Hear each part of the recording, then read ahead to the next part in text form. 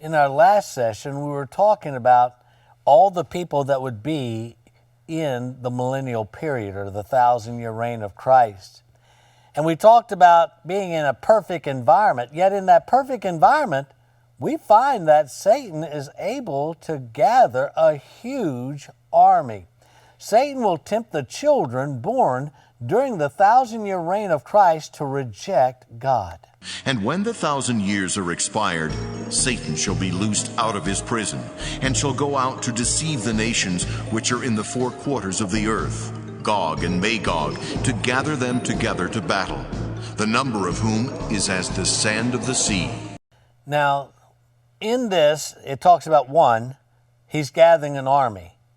And two, it's so many, it's like the sands of the sea.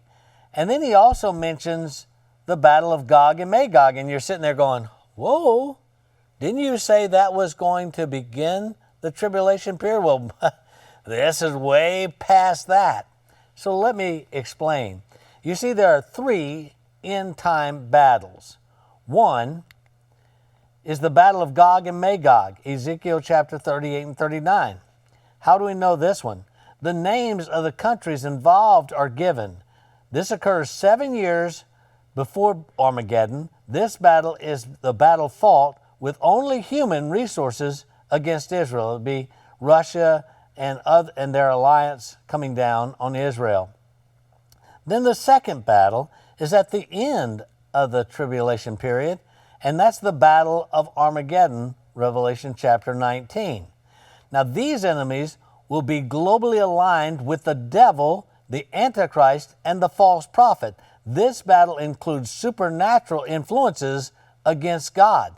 Now the third, which I would call the second battle referred to as Gog and Magog, found in Revelation chapter 20. This battle happens 1,000 years after Armageddon. This is not the battle that Ezekiel described in Ezekiel chapter 38 and 39.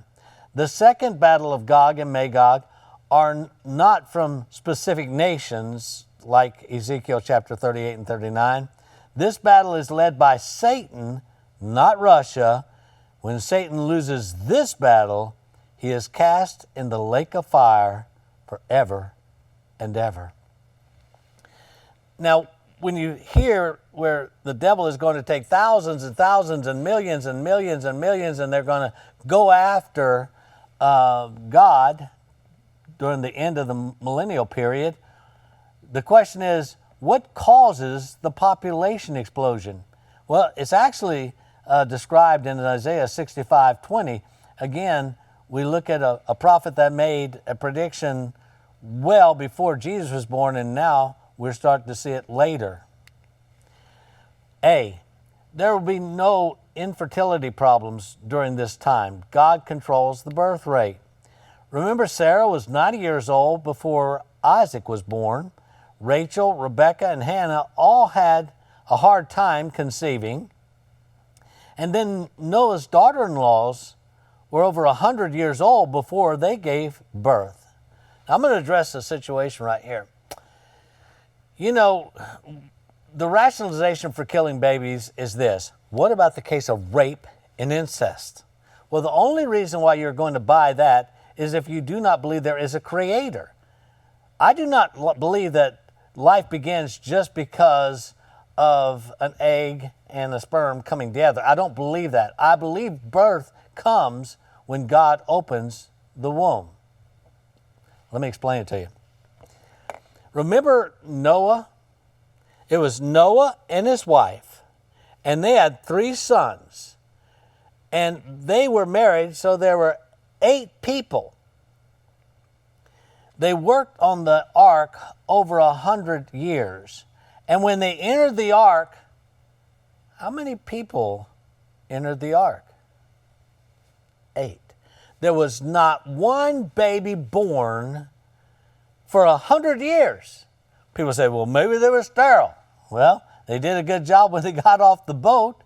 But you see, again, God can do that. And again, I believe one of the reasons why they'll have so many births is because there will not be infertility. It will be a time when women will just continue to give birth all the time. I know that some of you women are thinking, oh man, I don't want to go there. Well, it won't be you because we'll have our new bodies anyway. But the second reason is childhood deaths will be eliminated. Isaiah 65:20, it says this, no longer will babies die when only a few days old. Now, there is a problem that children go through. It's called the crib death or sudden infant death syndrome. You won't have any problem with that anymore. You see, God is going to reset the DNA for longer life. I really believe that the reason why people lived 900 years and 600 years and all this was because God controls the DNA. He resets the DNA. You know, when I was a kid, you used to go to the doctor and he'd say, where's it hurt? Okay, then he'd give you something. Today you walk in, you got to fill out 10 pages because the DNA not only tells about your past, it also tells about your future, which I find amazing that people think that something that just evolved could tell your past and your future. This couple may be 300 years old during the millennial period. She is still of childbearing years. Maternity wards are full and funeral homes are empty. You see, people will live for hundreds of years, like Methuselah, 900 years, and Noah was 600 years old when the flood came. No longer will adults die before they have lived a full life. No longer will people be considered old at 100. Only the cursed will die that young. That's Isaiah 65:20. You might want to go back to Isaiah 65 and read because it talks about the millennial period. But you stop and think about that. You're going to a funeral and the guy's 100 years old and you go, wow, such a young life. I mean, now if you're 100 years old, they're starting to give you all kind of accolades. Now, the thing about it is, rebellion in a perfect world does not take long. Remember Nimrod? Well, he was Noah's great-grandson, and by the time this all happened, he's rebelling against God. And they went up on the breadth of the earth, and compassed the camp of the saints about, and the beloved city.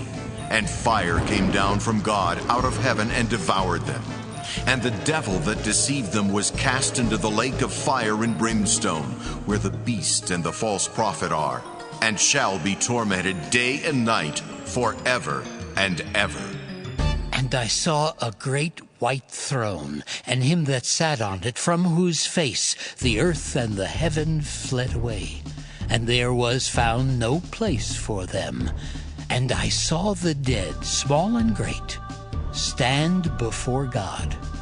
And the books were opened, and another book was opened, which is the book of life. And the dead were judged out of those things which were written in the books, according to their works. You know, he's going to open up the books. And when he opens up the books, he's going to reveal all these things to you and I of what's happening. And, you know, I told this story earlier in one of the sessions about W.C. Fields, who was not a religious man, but was caught reading the Bible, and his friend said, I didn't know you were religious. He said, no, I'm just looking for loopholes. There's not going to be any loopholes. You know, in reincarnation, they believe that karmic law. Well, who's the one keeping the records on this karmic law? Well, let me just tell you this. These books are kept by God, and he keeps very good records. Every lost person from Cain to the present time will be judged. We'll all be judged. Adam, we all going to be judged. Now, David Jeremiah put out this little chart, and I thought it was quite interesting. The judgment seat of Christ, that's the Bema seat. And that's where believers are going before that. And the judge will be Jesus Christ. And what will happen at that is a reward banquet or an award banquet to the faithful service of God's children. And that happens after the rapture and during the tribulation period and before the millennial period. And then on the great white throne judgment, if that will be the unbelievers, the judge will again be Jesus Christ, and he'll do it to settle the account of those who rebelled against God's righteousness, and this happens after the millennial period and before the lake of fire. And the sea gave up the dead which were in it, and death and hell delivered up the dead which were in them, and they were judged every man according to their works. And death and hell were cast into the lake of fire. This is the second death. And whosoever was not found written in the book of life was cast into the lake of fire. Now, I want to get back to explaining the difference between Sheol, which is Old Testament, Hades and hell, and the lake of fire. Sheol is the Old Testament, and Hades in the New Testament are hell. It's a temporary holding place for the lost. The rich man was in hell and Lazarus was in paradise. Those in hell will be cast in the lake of fire. The lake of fire is created for eternal punishment. The Antichrist and the false prophet will be cast alive into this place. The devil will be placed there after the 1,000-year reign of Christ. Now, I'll try to explain this to you. When I was arrested for drugs, I was put in a detention center. And I remember my counselor came up to me and said, David, if you don't go before the judge before Christmas, you'll probably be here till the second week in January. And I didn't want to stay in that place. And I said, well, how can I go before the judge earlier? He said, well, you need an attorney. I said, okay, well, give me an attorney. So the attorney and I went in a room, and he asked me this question. He said, David, what do you think about drugs? And I said, they're really neat. Well, that was not the answer he was looking for. You know, I think it's interesting.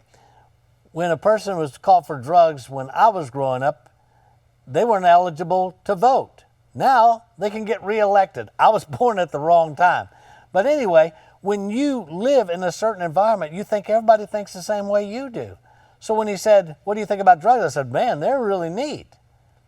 Well, the next thing I found myself in front of the judge, the attorney sitting next to me, and the judge said, Dave Benwell, please stand. And I stood, and I looked to the corner, and I saw the attorney stick his thumb up.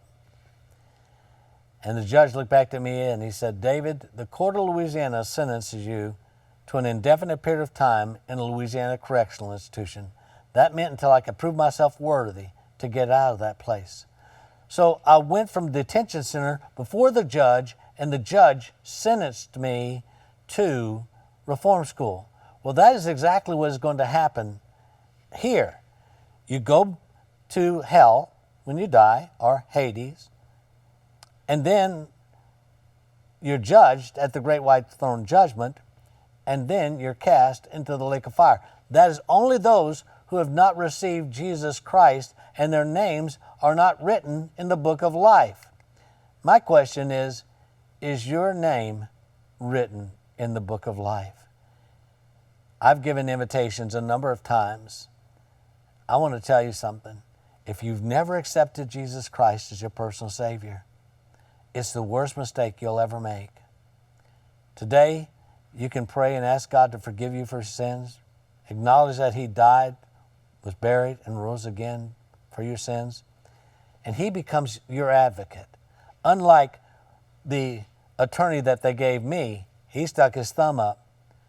Well, I have an advocate for me whose name is Jesus Christ, who actually, being not guilty, took my place. Being not guilty, He will take your place. Will you allow Him today to take your place? God bless you.